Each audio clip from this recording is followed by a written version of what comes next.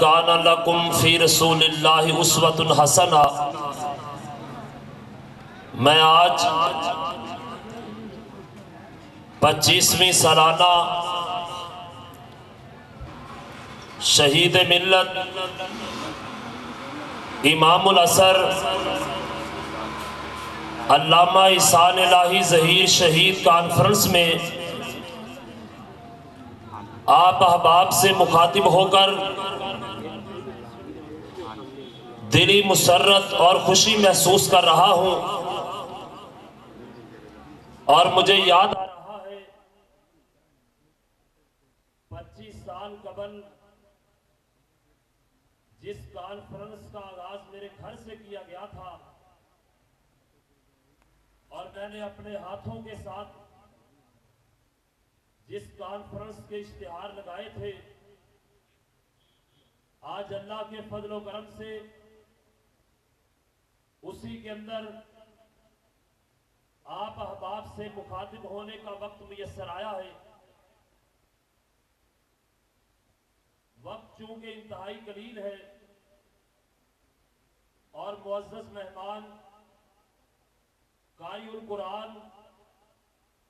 حضرت مولانا احمد حسن ساجد صاحب حفظہ اللہ تعالی اسٹیج کی زینت بن چکے ہیں، میں ان کی موجودگی میں حضرت علامہ شہید کے بارے میں کچھ باتیں کہنا چاہتا ہوں،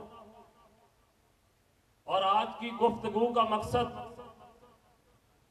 اپنی نوجوان نسل کو حضرت شہید ملت کے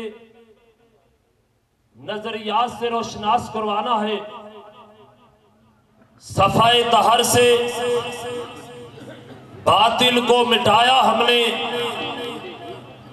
نوع انسان کو غلامی سے چھڑایا ہم نے، تیرے کعبے کو زمینوں سے بسایا ہم نے، اور تیرے قرآن کو سینوں سے لگایا ہم نے۔ میں یہ بات آپ کے سامنے رکھنا چاہتا ہوں، 1940 کے اندر شہر سیالکوٹ کے اندر پیدا ہونے والی شخصیت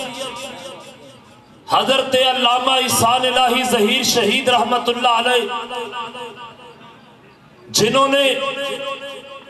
ہر محاذ کے اوپر کتاب و سنت کی ترویج کے لیے، قرآن و سنت کی اشاعت کے لیے، مسلک اہل حدیث کو کائنات کے اندر عام کرنے کے لیے ہر فورم پر کتابوں کے ذریعے، لٹریچر کے ذریعے، خطابات کے ذریعے لوگوں تک پہنچانے کا بندوبست کیا تھا۔ لوگوں، حضرت علامہ احسان الہی ظہیر شہید کون تھے؟ جن کی جرت اور بہادری کا عالم یہ تھا، 1977 کے الیکشن کے اندر پتوں کی کے جگیردار نے کہا اس مولوی کا کیا ہے، جب میرا دل کرے گا حلقہ انتخاب سے اس کو اٹھا کر اپنے حلقے سے باہر پھینک دوں گا۔ عوام کے ساتھ محبت رکھنے والا حضرت علامہ احسان الہی ظہیر شہید رحمہ اللہ جب اس جگیردار کی، جب اس سرمایہ دار کی بات میرے قائد تک پہنچی، میرے قائد نے اس جگیردار کے ڈیرے کا رخ کیا، اور حضرت علامہ شہید نے اس کے ڈیرے میں جا کر اپنے پاؤں کا ایک جوتا اتارا اور اس جگیردار کے سامنے پھینک کے کہا، تو کہتا ہے احسان الہی ظہیر کو جب میرا دل کرے گا میں اپنے حلقے سے اٹھا کے باہر پھینک دوں گا، اگر تو میرا جوتا اپنے ڈیرے سے اٹھا کے باہر پھینک دے، احسان الہی ظہیر خود تیرا حلقہ چھوڑ کے چلا جائے گا۔ لیکن کس کے اندر جرت تھی؟ حضرت علامہ احسان الہی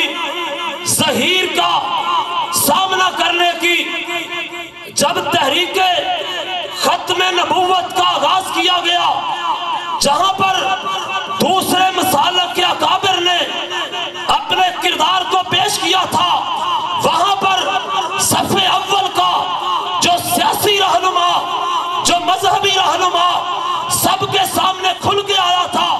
وہ میرا اور تیرا قائد حضرت علامہ احسان الہی ظہیر تھا۔ اور میں بتلا دینا چاہتا ہوں، ختم نبوت کے کاغذ پر حضرت علامہ نے اپنے قلم کو جو اٹھایا تھا، اپنے الفاظ کو استعمال کیا تھا،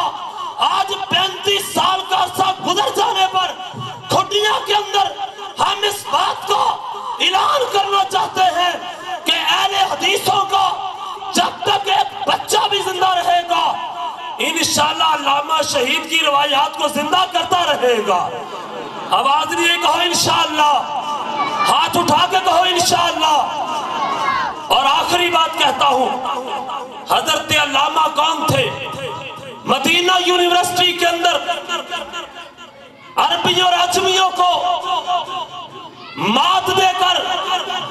پہلی پوزیشن حاصل کرنے والا علامہ شہید کون تھے؟ جنہوں نے ذوالفقار علی بھٹو کا مقابلہ کیا تھا، جنہوں نے ضیاء الحق کی آمریت کا مقابلہ کیا تھا۔ میرے علامہ وہ تھے جنہوں نے اس بات کا اعلان کر دیا تھا، اہل حدیثوں تم کائنات کی وہ طاقت ہو، اگر تمہیں احساس ذوق پیدا ہو جائے، دنیا کی کوئی طاقت تمہارا مقابلہ نہیں کر سکتی۔ اور حضرت علامہ کی زندگی کا تیسرا نقطہ نظر کیا تھا کہ پاکستان کو مضبوط بنایا جائے۔ اور جب 1971 کے اندر سقوط ڈھاکہ کا واقعہ پیش آیا اور مجیب الرحمان شامی نے ادھر بھٹو کے ساتھ گٹھ جوڑ کرنے کی وجہ سے پاکستان کا دایاں بازو بنگلہ دیش کو ہم سے چھین لیا اور پاکستان کا دایاں بازو کٹ گیا تھا، حضرت علامہ کو وطن عزیز کے ساتھ اس قدر پیار تھا، انہوں نے کہا میرا 4 سال کا بیٹا ابتسام الہی ظہیر اگر آج دنیا سے رخصت ہو جاتا مجھے اتنا غم نہ ہوتا جتنا آج دایاں بازو کٹ جانے پر مجھے دکھ ہو رہا ہے۔ اور علامہ نے اس بات کا اعلان کیا تھا، کاش کہ یہ دن دیکھنے سے پہلے ہم اس دنیا سے چلے جاتے، کاش یہ دن دیکھنے سے پہلے ہماری آنکھیں پہ نور ہو جاتی، کاش یہ دن دیکھنے سے پہلے ہم اس دنیا سے چلے جاتے۔ اور مجھے کھڈیاں کے اس عظیم و شان اجتماع کے اندر آنے والوں ہاتھوں کو اٹھا کے مجھے اس بات کا یقین دلواؤ، پاکستان کے دفاع کے لیے، پاکستان کے استحکام کے لیے، پاکستان کو مضبوط بنانے کے لیے، جو پاکستان کو مستحکم بنانے کے لیے حضرت علامہ نے جد و جہد کا آغاز کیا تھا، کیا پاکستان کی سالمیت کی آپ جنگ لڑنے کے لیے تیار ہیں؟ اور آخری نقطہ بیان کر کے اپنی بات کو ختم کرتا ہوں، حضرت علامہ احسان الہی ظہیر شہید رحمت اللہ علیہ کون تھے؟ حضرت علامہ دنیا کی وہ شخصیت ہے کہ سیالکوٹ کی سرزمین نے میری نوجوان نسل اس بات پر غور کرے، اسلاف کی روایات کو، اکابرین کی روایات کو، سید داؤد غزنوی کی روایات کو، مولا میر کی روایات کو، حضرت حبیب الرحمان یزدانی کی روایات کو، شہید ملت حضرت علامہ شہید کی روایات کو زندہ رکھنے کے لیے یہ بات آخری کہوں گا، سیالکوٹ کی سرزمین میں 2 علامہ پیدا کیے ہیں۔ یار ذرا سارے اونچی بولو، کتنے علامہ پیدا کیے ہیں؟ یار آواز نہیں اونچی کہو، کتنے علامہ پیدا کیے ہیں؟ 2، ایک علامہ اقبال اور ایک علامہ احسان تھا۔ پاکستان کے بنانے کا خواب علامہ اقبال نے دیکھا تھا اور پاکستان کی بقا کا خواب علامہ احسان الہی ظہیر نے دیکھا تھا۔ علامہ اقبال 1940 के खुतबा इलाहाबाद में ये कहा था, पंजाब सिंध सरहद बलोचिस्तान यूपी ओडिशा सहारनपुर अमृतसर और कश्मीर पर एक अलग मुल्क बनाया जाए और उसका नाम पाकिस्तान रखा जाए। उनका देखा हुआ ख्वाब तो पूरा हुआ, लेकिन मेरे कायद ने पाकिस्तान की बका का, पाकिस्तान की सालमियत का, पाकिस्तान के इस्तेहकाम का जो ख्वाब देखा था वो मुल्क पाकिस्तान के अंदर नफाज इस्लाम का देखा था। और मेरे कायद ने इस बात का ऐलान किया था कि पाकिस्तान के अंदर एक वक्त आने वाला है जब इंशाअल्लाह इस्लामाबाद के पार्लियामेंट हाउस पर भी अगर परचम लहराएगा या किताबुल्लाह का लहराएगा या सुन्नत रसूलुल्लाह का लहराएगा, मुझे बतलाओ मेरे कायद का दिया हुआ विजन जो था, मेरे कायद का दिया हुआ नारा जो था, क्या पाकिस्तान की असेंबलियों पर किताब और सुन्नत का परचम लहराने के लिए तैयार हो?